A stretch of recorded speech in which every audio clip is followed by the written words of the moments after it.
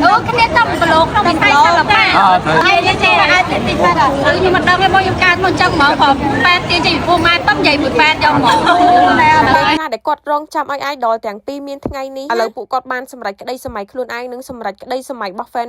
ហើយសំខាន់មេរបស់ខ្ញុំគាត់បានដើរទស្សនាហើយគាត់បាននិយាយថាពេលដែលចូលដល់រោងកម្មវិធីរបស់គាត់គឺមានអារម្មណ៍ថាដូចនៅក្នុងនគរអីមួយអញ្ចឹងនិយាយរួមទៅស្អាតប្លែកត្រជាក់ភ្នែកមែនតែនហ្មងពួកគាត់ពិតជាប៉ាកែមែនតែនការរចនាបថគឺបែបខ្មែរតែឥឡូវនេះមេរបស់ខ្ញុំគាត់បានមកថតរូបជុំគ្នាជាមួយនឹងលោកជំទាវហ៊ុនម៉ាណែតដែលជាមេរបស់ចែមរនីផ្ទាល់ហើយក៏ជាអ្នកមានគុណផងដែរបន្ទាប់មកទៀតក៏បានថតរូបជាមួយនឹងលោកជំទាវបងសេរីហើយក៏រត់តែមិនអាចរំលងជាមួយនឹង BA សំណប់ចិត្តរបស់ Cushion Hang Sik in សំខាន់បងកញ្ញាគឺនៅតែក្មេងស្អាតដដែលហើយក៏មិនអាចខ្វះបានជាមួយនឹងបងពេជ្រសូលីកា BA ឈុតយប់ឈុតថ្ងៃនឹងកាហ្វេអូនិយាយមែនសំខាន់រៀងគាត់ឥឡូវគឺញាក់ណាទាំងអស់រៀងឡើងតូចចិត្តប៉ិនចេះពេជ្រហើយសំខាន់គាត់ញ៉ាំកាហ្វេស្រស់អស់5គីឡូទៅកម្មវិធីបងទេបុព្រឹកនឹងបងជីដេវីតនឹងគឺគេផ្អើលជាមួយបងពេជ្រសូលីកាគ្រប់គ្នាតែម្ដងសំខាន់គាត់ប៉ាកែថែស្បែកមុខគាត់បានល្អមែនតើដោយសារតែគាត់ប្រើប្រាស់ជាមួយនឹងឈុតយប់ឈុតថ្ងៃរបស់ឥឡូវនេះមកជាមួយនឹងការថែទាំស្បែកមុខពេលថ្ងៃរបស់បងពេជ្រសូលីកាជាមួយខ្ញុំទាំងអស់គ្នាទេមានតែស្បែកមុខនឹងឯងមកអួតដល់បងប្អូនទាំងអស់គ្នាចង់ប្រាប់ដល់បងប្អូនទាំងអស់គ្នាថាមួយរយៈក្រោយនេះមិនមួយរយៈក្រោយខ្ញុំសាកប្រើជាមួយនឹងផលិតផលរបស់គាត់នឹងចូលប្រហែលជា2ខែអីហើយហ្នឹងហើ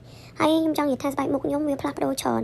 នអាចនិយាយមិនថាមុខរៀងភ្លឺស្រស់ថ្លាជាងមុនហើយវាមានសំណើមពេញលេញបាទនៅលើមុខខ្ញុំវាមានជាតិទឹកពេញលេញហ្មងពីមុនដូចថាខ្ញុំប្រើផលិតផលផ្សេងក៏ដោយប៉ុន្តែពេលប្រើបានតែពេលលាបបានថាស្អាតតែពេលលាបតែពេលយើងអត់លាបវាទៅជាផេះសកាផេះអីវិញទៀតអញ្ចឹងណាប៉ុន្តែមួយរយៈក្រោយដែលខ្ញុំបានប្រើជាមួយនឹង skin care របស់ហងខ្ញុំឃើញផ្លែច្រើនទី1ទី2គឺមុខខ្ញុំអាឡូងវាគីឡូចេញពីខាងក្នុងវាមិនមែនស្អាតតែខាងលើវាស្អាតចេញពីខាងក្នុងមកទៀតហើយបងប្អូនអរគ្នាអាចមើលពីស្បែកមុខរបស់ខ្ញុំបានខ្ញុំថតកាមេរ៉ាស៊ីនអត់មានដាក់ filter អត់មានដាក់អីទាំងអស់ហើយនៅក្នុងដៃដែលខ្ញុំកំពុងតែច្បាស់នេះវាជាប្រភេទ sunscreen អ្នកនរគ្នាពេលលាបទៅគឺវាជួយការពារកម្ដៅថ្ងៃបានល្អជាពិសេសវាធ្វើឲ្យមុខយើង glow ពេលលាបទៅអ្នកនរគ្នាមានអារម្មណ៍ថាស្រាលមុខខ្លាំងមែនតើហើយវាធ្វើឲ្យមុខយើងភ្លឺ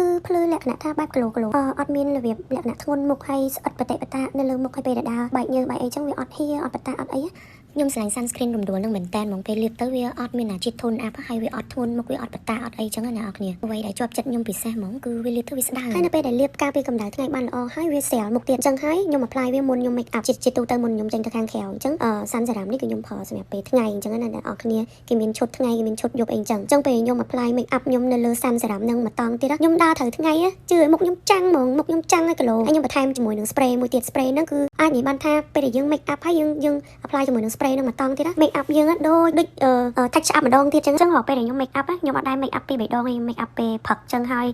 យដល់ល្ងាចដល់យប់ដល់អីអញ្ចឹងខ្ញុំបាញ់តែ spray ហ្នឹងហើយអ្នកនរគ្នាមើលមុខខ្ញុំត្រឡប់មកដល់កន្លែងគេងវិញមុខនៅបែបហ្នឹងហ្មងថែមតែក្រែមខ្ញុំថែមតែក្រែមឯងអញ្ចឹងឯងខ្ញុំនិយាយនេះគឺខ្ញុំនិយាយចេញពីអារម្មណ៍របស់ខ្ញុំពិតប្រាប់អ្នកនរគ្នាខ្ញុំអត់មកបន្ថយប្រាប់លេងសើចទេអញ្ចឹងហើយសម្រាប់បងប្អូនដែលកំពុងតែស្វែងរកឈុតមុខដែលជួយព្យាបាលនិងថែរក្សាអាចប្រើប្រាស់ជាមួយនឹងហងបានណាបាយបាយគ្រប់ផលិតផលហងទាំងអស់ទាំងឈុតយប់ទាំងឈុតថ្ងៃទាំងកាហ្វេហងបងប្អូនអាចរកទិញនៅតាមតូបតាមផ្សាយកន្លែងបោះដុំលក់រាយគ្រឿងកោបបានផលិតផលបោះការ៉េសុទ្ធតម្លៃមហាសែនធូរថ្លៃបើខ្ញុំគាត់ធ្វើគឺអត់យកចំណេញទេណាប៉ុន្តែដើម្បីចែកជូនបងប្អូនប្រជាពលរដ្ឋខ្មែរយើងបានប្រើរបស់ល្អទទួលបានផលពិតនិងមិនប៉ះពាល់សុខភាពនិងស្បែកមុខស្បែកខ្លួនទៅថ្ងៃក្រោយហើយសំខាន់ថ្ងៃនេះបងជីដេវីតនិងបងទេបុព្រឹកគឺស្រស់ស្អាតខ្លាំងមែនតើឈុតដែលគាត់ពេលគឺស្អាតគ្រប់ម៉ូដតែក៏ជាលើកទី1ដែរដែល fan បានឃើញបងជីដេវីតយកដោយសារតែគាត់ជាមនុស្សរឹងមាំមែនតើគាត់អត់ងាយស្រក់ទឹកភ្នែកឲ្យ fan មើលផ្ដេសផ្ដាស់ប៉ុន្តែទឹកភ្នែកដែលគាត់ស្រក់នៅថ្ងៃមង្គលនេះគឺស្រក់ដោយក្តីរំភើបក្តីស្រឡាញ់ដោយសារតែពួកគាត់គឺតស៊ូលំបាកជាមួយគ្នាយូរហើយមិនថាមានបញ្ហាអ្វីមានឧបសគ្គអ្វីក៏គាត់អត់លែងដៃគ្នាដែរហើយបងប្អូនដែលគាត់ចង់មើលសកម្មភាពថ្ងៃការរបស់បងទេបុព្រឹកនិងបងជីដេវីតបន្តទៀតកុំភ្លេចតាមដាន page ហងម៉ារីនីឲ្យជាប់ណានៅមានវគ្គពិសេសខ្លាំងជាច្រើនហើយបងទីនិនវិញគឺថាឆ្នះទាំងក្នុងទាំងក្រៅហើយមេរបស់ខ្ញុំក៏គាត់បានជួបជាមួយនឹងបងម្ចាស់និយាយរួមទៅគឺថាជុំគ្នាអស់ត្រឹមថ្ងៃហ្នឹងហ្មងទាំងអស់គ្នាដោយសារតែភ្ញៀវកិត្តិយសគឺច្រើនមែនតើហើយសម្រាប់ពួកគាត់នៅក្រៅ